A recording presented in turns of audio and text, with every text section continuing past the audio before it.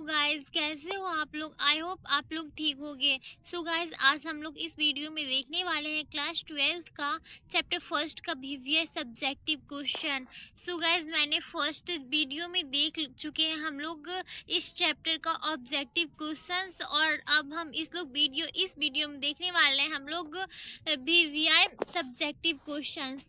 So guys, यहाँ पे हमारा फर्स्ट क्वेश्चन क्या है। सो गाइस, यहाँ पे हमारा फर्स्ट क्वेश्चन है जीव जनन क्या है। जनन क्या है। सो गाइस, यहाँ पे एकदम शॉर्ट डिफिनेशन मैंने आपको बताया है।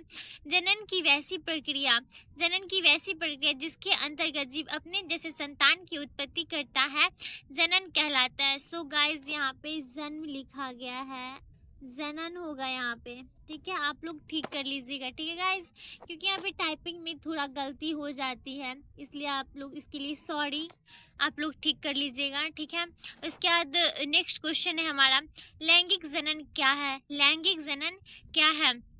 सो गाइस, इसका मैंने एकदम शॉर्ट डिफिनेशन बताया है आप लोग को। जब जब जनन की प्रक्रिया दो विपरीत लिंग वाले जनक भाग लेते हैं। जब जनन की प्रक्रिया में दो विपरीत लिंग वाले जनक भाग लेते हैं। जब जनन की प्रक्रिया में दो विपरीत लिंग वाले जनक भाग लेते हैं तो इस प्रकार के जनक को लैंगिक जनन कहते हैं। इस प्रकार के जनक को क्या कहते हैं, लैंगिक जनन। ठीक है, उसके बाद हम लोग ने हमारा नेक्स्ट क्वेश्चन है, और लैंगिक जनन क्या है। और लैंगिक जनन क्या है। सो गाइस, इसका तो एकदम शॉर्ट डिफिनेशन है यहाँ पे। जब एकल जनक से संतति की उत्पत्ति होती है, जब एकल जनक से संतति की उत्पत्ति होती है तो उसे अलैंगिक जनन कहते हैं। उसे क्या कहते हैं, अलैंगिक जनन। यहाँ पे 4 नंबर क्वेश्चन है हमारा, एक पुंजक या क्लोन क्या है। एक पुंजक या क्लोन क्या है। सो गाइस, यहाँ पे एकदम डिफिनेशन शॉर्ट में है, आप लोग प्लीज समझने का कोशिश कीजिएगा। अगर एक बार सुन लीजिएगा और पढ़ लीजिएगा, और एक बार खुद से पढ़ के देखिएगा आप लोग, उसके बाद आप लोग को खुद ब खुद याद हो जाएगा ये सब क्वेश्चन। एकदम शॉर्ट डिफिनेशन है। वो यहाँ पे हम लोग हिस्ट्री तो पढ़ नहीं रहे हैं जो पूरा रामायण कथा रच दे, बस यहाँ पे साइंस पढ़ रहे हैं, तो जितना इसका आंसर होना चाहिए मैंने उतना आप लोग को बताया है। तो यहाँ पे 4 नंबर क्वेश्चन है, एक पुंजक या क्लोन क्या है। सो गाइस, इसका एकदम शॉर्ट डिफिनेशन है, जब उत्पन्न जीव आकारिकी तथा आनुवंशिक रूप से अपने माता पिता की समानता को प्रदर्शित करता हो तो एक पुंजक या क्लोन कहलाता है। तो क्या कहलाएगा, एक पुंजक। सो गाइस, यहाँ पे देखिएगा, एक पुंजक होगा, क्या होगा, एक पुंजक। ठीक है, एक पुंजक होगा, क्या होगा, एक पुंजक या क्लोन कहलाएगा। इसका लाभ देखेंगे हम लोग, लाभ और हानि भी देखेंगे। तो इसका लाभ होगा, उत्पन्न जीव संकर किस्म के होते हैं, संकर किस्म। ठीक है, अगर संकर नहीं समझ रहे हैं आप लोग तो हाइब्रिड तो समझते होंगे ना, संकर किस्म, हाइब्रिड, उसे इंग्लिश में हम लोग हाइब्रिड कहते हैं और हिंदी में संकर कहते हैं। ठीक है, तो इसका लाभ हो जाएगा, उत्पन्न जीव संकर किस्म के होते हैं, और हानि हो जाएगा, जीवों में भिन्नता नहीं पाई जाती है। नेक्स्ट क्वेश्चन हमारा 5 नंबर है, निषेचन क्या है। निषेचन क्या है, तो इसका मैंने एकदम शॉर्ट डिफिनेशन बताया है आपको। निषेचन क्या है, तो मैं यहाँ पे एकदम शॉर्ट डिफिनेशन बताया है आपको। मादा जनन तथा पुरुष जनन के आपस में संयोजन की क्रिया को निषेचन कहते हैं। मादा जनन तथा पुरुष जनक के आपस में संयोजन की क्रिया को निषेचन कहते हैं। 6 नंबर क्वेश्चन है हमारा, परागन क्या है। परागन क्या है, तो इसका मैंने एकदम शॉर्ट में डिफिनेशन बताया आपको।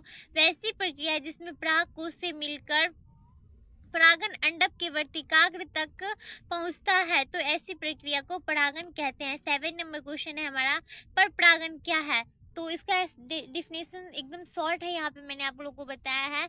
जब परागन दूसरी पुष्प के वर्तिकाग्र तक पहुंचता है तो ऐसी प्रक्रिया को परपरागन कहते हैं। नेक्स्ट क्वेश्चन हमारा 8 नंबर है, द्विलिंगी पुष्प क्या है। द्विलिंगी पुष्प क्या है, तो यहाँ पे एकदम शॉर्ट में डिफिनेशन बताया है मैंने आपको।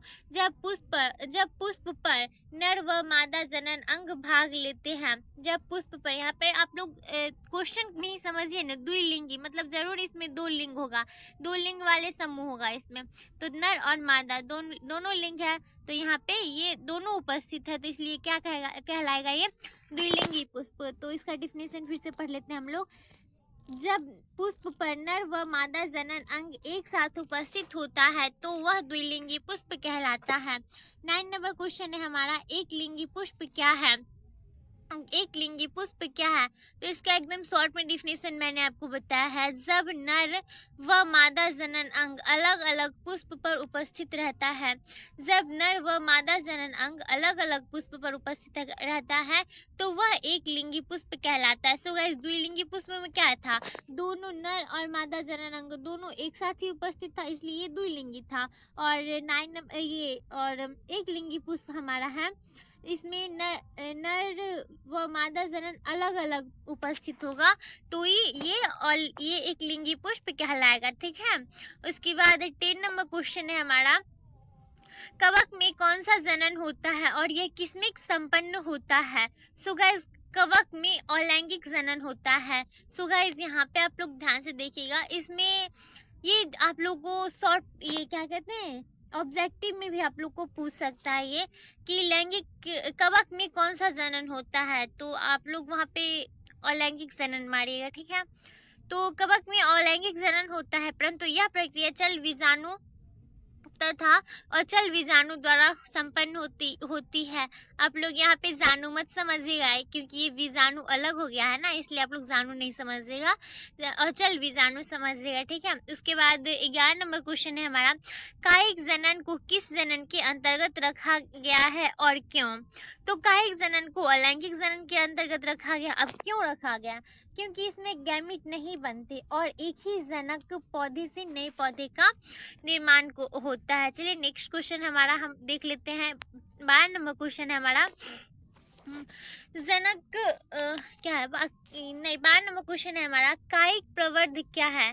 कायिक प्रवर्ध क्या है? सो इसका मैंने एकदम शॉर्ट में डिफिनेशन बताया है आपको, जनक पौधे पर बनी कायिक संरचना को कायिक प्रवर्धन कहते हैं। एकदम शॉर्ट में आप लोग पढ़ लीजिएगा ना, इसी में याद हो जाएगा। देखिए सुन भी लीजिएगा, उसमें याद हो जाएगा। देखिए यहाँ पे है जनक पौधों पर, अब क्या है कायिक प्रवर्धन क्या है? तो जनक पौधों पर बनी कायिक संरचना को ही कायिक प्रवर्धन कहते हैं। ठीक है। उसके बाद जलकुंभी, जलकुंभी क्या है? तो जलकुंभी एक विदेशी पौधा है। जलकुंभी एक विदेशी पौधा है। यह एक जलीय पौधा होता है जो स्थिर जल में तेजी से वृद्धि करने का कार्य करता है। यह पूरे जल पर बहुत ही कम समय में फैल जाता है, जिसके कारण अन्य जीव जंतु नहीं उग पाते हैं तथा मछली भी मर जाते हैं। सिंपली यहाँ पे जब घास पूरे जल में बहुत ही जल्दी प्रोग्रेस कर जाता है, पूरे उग जाएगा, तो उसके अंदर तो ऑक्सीजन मिलेगा नहीं, जिसके कारण वो अंदर का जीव जंतु जीवित रहेगा, इसलिए वो सब मर जाते हैं। उसके बाद नेक्स्ट क्वेश्चन हमारा 14 नंबर है, नॉन प्राइमेट क्या है? यह किसमें पाया जाता है? तो नॉन प्राइमेट स्तनधारी में पाया जाता है। नॉन प्राइमेट स्तनधारी में पाया जाने वाला चक्र को मंद चक्र कहा जाता है। यह गाय, कुत्ता, हिरन, चूहा, भेड़ इत्यादि में पाया जाता है नॉन प्राइमेट। ठीक है गाइस। यहाँ पे हम लोग का नेक्स्ट क्वेश्चन 15 नंबर क्या है, अलैंगिक जनन मुकुलन से आप क्या समझते हैं? अलैंगिक जनन मुकुलन से आप क्या समझते हैं? सो मैंने यहाँ पे एकदम शॉर्ट में डिफिनेशन बताया आप लोग को। इस प्रकार के जनन में जनक के शरीर में कई बल्ब सरीखी की प्रवर्ध निकल आ जाती है, जिससे मुकुलन कहते हैं। ठीक है गाइस। यहाँ पे नेक्स्ट क्वेश्चन हम लोग का 16 नंबर है, मोनोकार्पिट क्या है? मोनोकार्पिट क्या है? सो गाइस, इसका मैंने एकदम शॉर्ट में डिफिनेशन बताया है। कुछ पौधे ऐसे होते हैं जो अपने जीवन काल में केवल एक बार ही पुष्प उत्पन्न करते हैं। कुछ पौधे ऐसे होते हैं जिसमें जो अपने जीवन काल में केवल एक बार ही पुष्प उत्पन्न करते हैं तथा फलते हैं, मोनोकार्पिट फल कहलाते हैं। उसके बाद नेक्स्ट क्वेश्चन हमारा 17 नंबर है, अलैंगिक जनन तथा लैंगिक जनन में अंतर क्या है? सो गाइस, यहाँ पे अलैंगिक जनन यह युग्मक का निर्माण नहीं करता है, और अलैंगिक जनन जो है वो युग्मक का निर्माण नहीं करेगा। ठीक है। उसके बाद यह अलैंगिक जनन में ही है, इसमें निषेचन की क्रिया नहीं होती है और जनन तीव्र गति से होती है। उत्पन्न जीव में विभाजन नहीं पाई जाती है और लैंगिक जनन में होगा, लैंगिक जनन में युग्मक का निर्माण होता है। इसमें देखिएगा, और लैंगिक में युग्मक का निर्माण नहीं होता है, लेकिन लैंगिक में युग्मक का निर्माण होता है। उसके बाद यहाँ पे है सेकेंड नंबर इसका अंतर, इनमें निषेचन की क्रिया होती है और लैंगिक जनन में निषेचन की क्रिया होती है, और अलैंगिक जनन में जनन मंद गति से होती है और उत्पन्न जीव में विभाजन पाई जाती है। ठीक है गाइस। उसका नेक्स्ट क्वेश्चन हमारा 18 नंबर है, बाह्य निषेचन तथा आंतरिक निषेचन में अंतर। फिर ठीक है गाइस, यहाँ पे बाह्य निषेचन तथा आंतरिक निषेचन में गाइस हम लोग देख रहे हैं यहाँ पे 18 नंबर क्वेश्चन, बाह्य निषेचन तथा आंतरिक निषेचन में अंतर। सो गाइस, बाह्य निषेचन और आंतरिक निषेचन में अंतर क्या होता है वो हम लोग देखते हैं। ठीक है, तो बाह्य निषेचन में इनमें युग्मक से संलयन बाहरी माध्यम में होता है, और सेकेंड नंबर अंतर है इसमें, निषेचन में दोनों प्रकार के युग्मक माध्यम में मुक्त हो जाते हैं। आंतरिक निषेचन है, आंतरिक निषेचन इसमें क्या होगा, आंतरिक निषेचन में युग्मक संलयन आंतरिक माध्यम में होता है। आंतरिक निषेचन में केवल नर युग्मक माध्यम में ही मुक्त होते हैं। ठीक है गाइस, यहाँ पे नेक्स्ट क्वेश्चन हम लोग का 19 नंबर है, जीवों में अलैंगिक जनन के बारे में संक्षिप्त टिप्पणी लिखे। ठीक है, सो गाइस यहाँ पे हम ना आप लोग को एकदम शॉर्ट में डिफिनीशन बता रही हूँ, क्योंकि आप लोग को एक बार ही पढ़िएगा तो तुरंत याद हो जाएगा। सो गाइस, आप लोग को प्लीज़ अगर मेरा वीडियो अच्छा लग रहा होगा प्लीज़ सब्सक्राइब करना नहीं भूलिएगा। ठीक है गाइस, क्योंकि बहुत मेहनत लगता है वीडियो बनाने में और टाइपिंग करने में। वीडियो बनाने से ज़्यादा मेहनत टाइपिंग करने में और इसे एडिटिंग करने में लगता है। ओके गाइस, आप लोग प्लीज़ सब्सक्राइब कीजिएगा। ठीक है, तो हम लोग का यहाँ पे नेक्स्ट क्वेश्चन क्या था, 19 नंबर, जीवों में अलैंगिक जनन के बारे में संक्षिप्त टिप्पणी लिखे। सो गाइस, यहाँ पे इसका एकदम शॉर्ट में डिफिनेशन मैंने आपको बताया है, जीवों में प्रजनन की वह विधि जिसमें एक जनक से नई व्यक्ति का जन्म होता है और लैंगिक जनन कहलाता है। इनमें जनन कोशिका का निर्माण एवं संलयन नहीं होता है। नेक्स्ट ओके गाइस, हम लोग मिलते हैं फिर नेक्स्ट वीडियो में। ठीक है, तब तक के लिए अगर आप लोग को वीडियो पसंद आया होगा तो आप लोग प्लीज़ सब्सक्राइब करना ना भूलिए, लाइक भी कर दीजिएगा। ठीक है गाइस, तो आप लोग फिर हम लोग मिलते हैं नेक्स्ट वीडियो में। Okay, bye bye.